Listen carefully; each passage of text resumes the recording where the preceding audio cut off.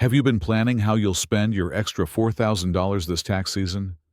Or maybe you've been counting on not paying taxes on your tips or overtime pay. Well, hold on, because the sweeping relief bill backed by President Trump just hit a major roadblock. In a dramatic twist, several Republican senators are now threatening to block the very legislation that promised big financial changes for seniors, working families, and low-income Americans. If you thought this was a done deal, think again. In today's video, we're going to break down exactly why the bill is on hold, who's standing in the way, and how this could impact your wallet, your benefits, and your expectations in 2025. We'll talk about tax deductions, SNAP, Medicaid, and even potential changes to child tax credits. So hit that like button, subscribe if you haven't already, and stick with me, because this is one update you can't afford to miss. At the heart of the delay is a deep divide in the Senate, specifically within the Republican Party itself.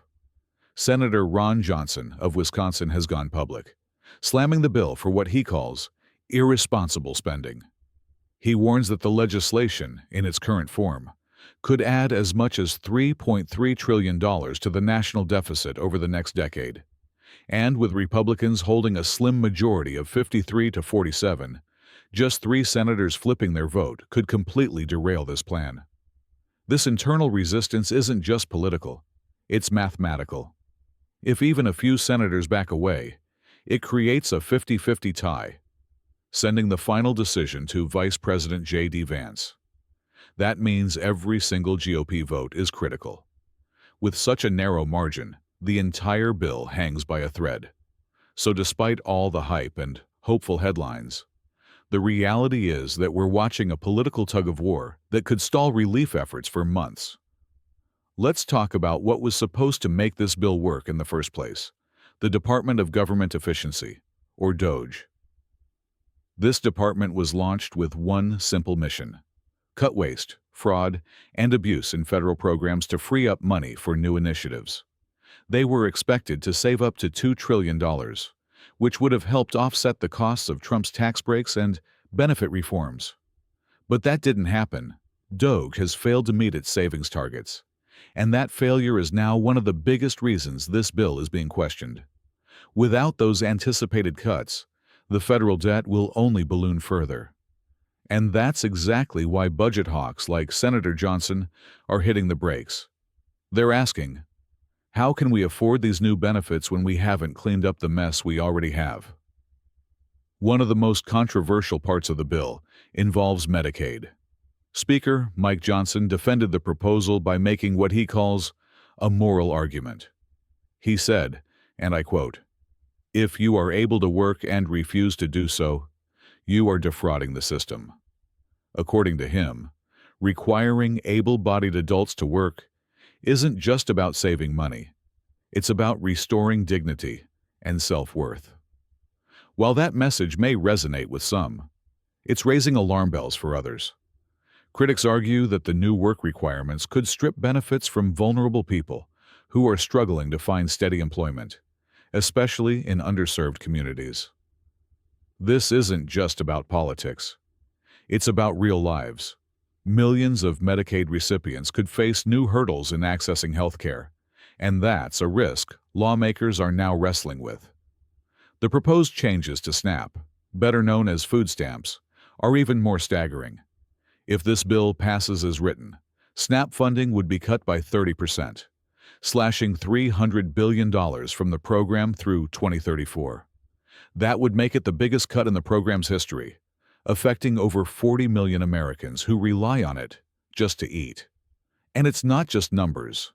It's families, children, and elderly individuals who could be left behind. The bill would shift more responsibility to the states and likely reduce eligibility or benefit amounts across the board.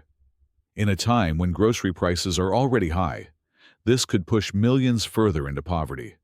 So while the bill claims to reduce spending, it might also increase hunger in America. Let's clarify this much-hyped $4,000 boost for seniors. This isn't a direct payment. It's an increase to the standard tax deduction for people over the age of 65. That means you only benefit if you make enough to actually file taxes, and many seniors on Social Security don't. It's a benefit that sounds great on paper, but doesn't help everyone.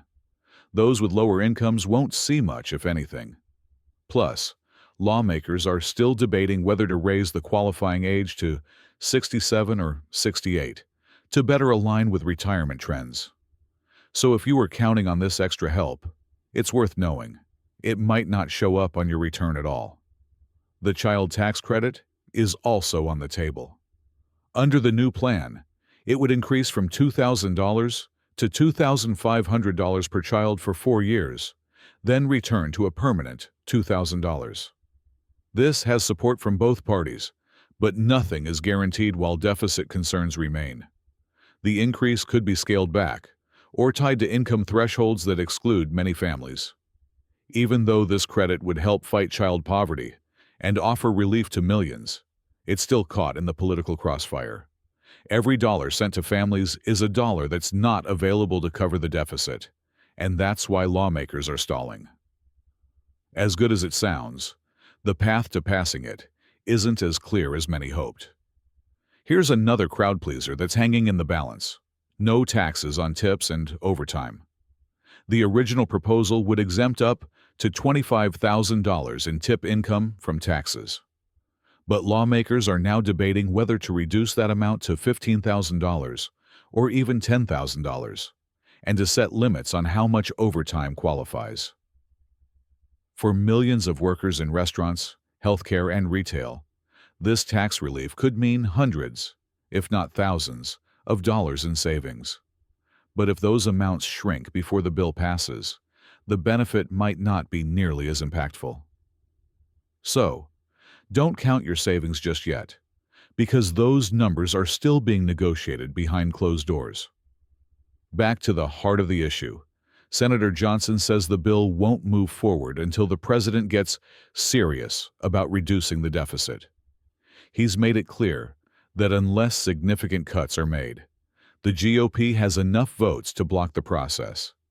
And with time ticking, that pressure is building. Every day the bill is delayed, it becomes harder to pass, especially as we approach the end of 2025 and election season intensifies.